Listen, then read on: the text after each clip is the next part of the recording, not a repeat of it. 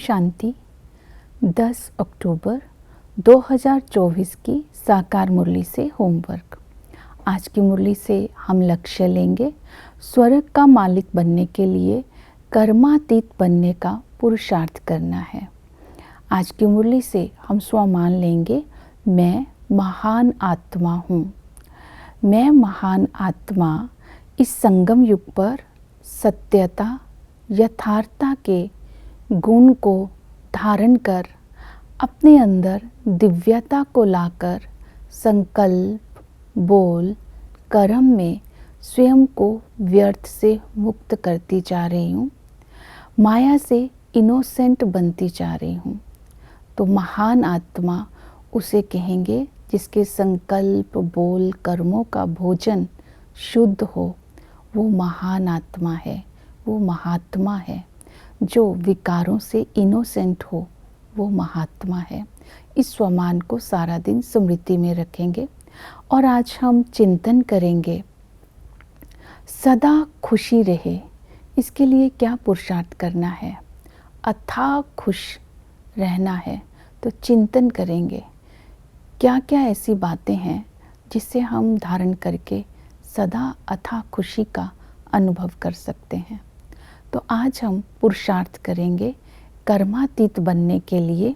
सबसे पहले अपने बेहद का वैराग्य रखना है। दूसरा, अपने ऊपर रहम करना है अर्थात पवित्र बनना है। तीसरा, बाप की याद में रहना है और सेवा में बिजी रहना है। बेहद का वैराग्य के लिए आज की मुरली में बाबा ने कहा, इस दुनिया में कोई भी वस्तु को देखते हुए भी नहीं देखो, क्योंकि सब कुछ इस यज्ञ में स्वाहा होने वाला है। ये पुरानी दुनिया जो है दुख देती है, वर्थ नोटे पैनी बना देती है। तो इस दुनिया में को अपवित्र दुनिया कहते हैं। पवित्र और अपवित्र इकट्ठे नहीं रह सकते, इसलिए बाप को सब कुछ इस पुरानी दुनिया को खल्लास करना होगा। लेकिन हमें खुशी होती है जब हम विनाश की बात को सुनते हैं। नेचुरल क्लैमिटीज़ भी इसमें मदद करती है। बॉम्ब्स भी तैयार हो रहे हैं। जब ये पति दुनिया का विनाश होगा तब हम जाकर के हीरो बनेंगे, अर्थात हम सतयुग में देवी देवता बनेंगे। इसलिए हमारे लिए ये खुशी की बात है। तो हमारा वैराग्य ज्ञान युक्त है, ना कि हमारा वैराग्य डर से है या दुख से है। दूसरी बात है, कर्मातीत बनना है तो अपने ऊपर रहम करना है। तो रहम किस बात का करना है? बाप हमें गुलगुल बनाने के लिए आया है, तो गुलगुल बनने की मेहनत करनी है, गफलत नहीं करनी है। पावन बनने का पुरुषार्थ करना है। पावन बनेंगे तो पावन दुनिया का मालिक बनेंगे। जितना हम, बाबा ने कहा, पवित्रता की धारणा होगी, उतना ही अंदर सत्यता की भी धारणा होगी। जितना सत्यता की धारणा होगी उतनी खुशी होगी। इसलिए कहते हैं सच तो बीठो नच, सच तो बीठो नच। तो बाप समान हमें निस्वार्थ बनकर सेवा करेंगे तो भी हमें अंदर से खुशी होगी। तो इसलिए हमें बाबा ने ये विशेष अटेंशन दिलाया है। जब हम विकारी बनते हैं तो हमारी आत्मा जो है अस्वच्छ, अर्थात उसकी जो बुद्धि है वो भ्रष्ट हो जाती है। आत्मा की शक्ति, आत्मा की ताकत निकल जाती है। आत्मा अशुद्ध हो जाती है तो वो सतयुग में नहीं जा सकती।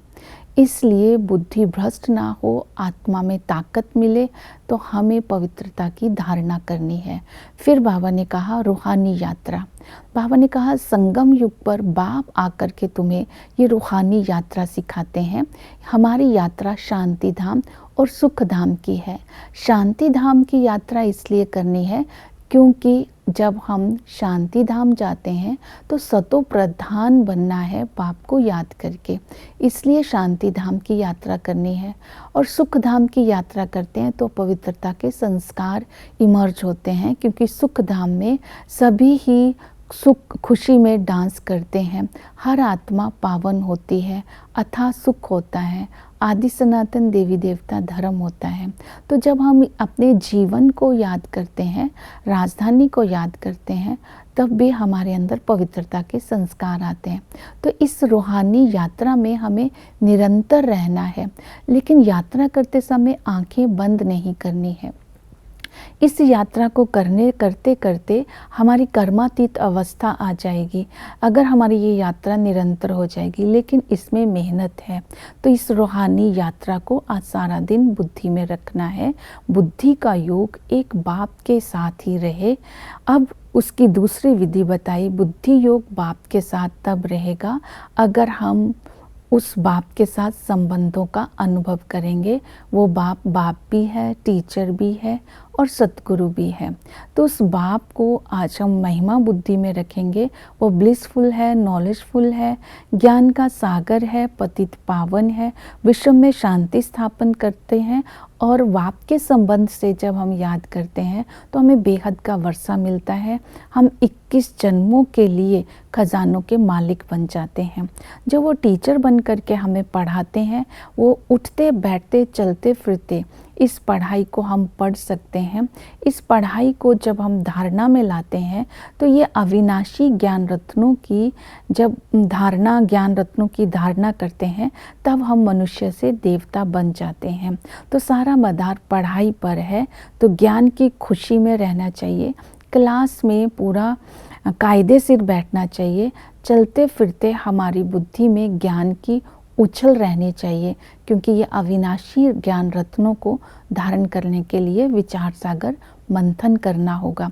वो सतगुरु आकर के हमें पावन बना करके साथ ले जाते हैं। तो इसी तरह आज हमें बाप को याद करना है, शांति धाम को याद करना है और अपने वर्षे की याद में रहना है। तब हम जो पावन बन करके विश्व का मालिक बन सकते हैं। तो अपने को सेवा में बिजी रखना है, क्योंकि राजा बनना है, स्वर्ग का मालिक बनना है, तो प्रजा भी तो बनानी है। जब हम दूसरों का कल्याण करते हैं तो सबसे हमें आशीर्वाद अर्थात दुआएं मिलती हैं। तो हमें ये बताना है भारत में शांति कैसे थी और कैसे होती है और कब थी और किसने स्थापन करी। परमात्मा सर्वव्यापी नहीं है। तो इसके लिए हमें बड़े बड़े चित्र बनवाने हैं, गोला और झाड़ के, जिसको दूर से देख करके पढ़ा जा सके और लोगों को आकर्षण हो। इस चित्र में सब कुछ आ जाता है। इसमें फिर बाबा ने बोला बैज के ऊपर भी समझाना है, जिसमें सारी गीता समाई हुई है। तो बाप का ज्ञान देना है और चक्कर का ज्ञान देना है, सीढ़ी का ज्ञान देना है। इसी तरह जब बाबा को जब पैगाम देना है, ये बताना है इस समय भगवान आया है, उससे आप अपना वर्षा ले लो। वो परमात्मा सर्वव्यापी नहीं है। तो इस तरह हम चारों सब्जेक्ट्स पर अपना अटेंशन दे करके भविष्य का मालिक बन सकते हैं। ओम शांति।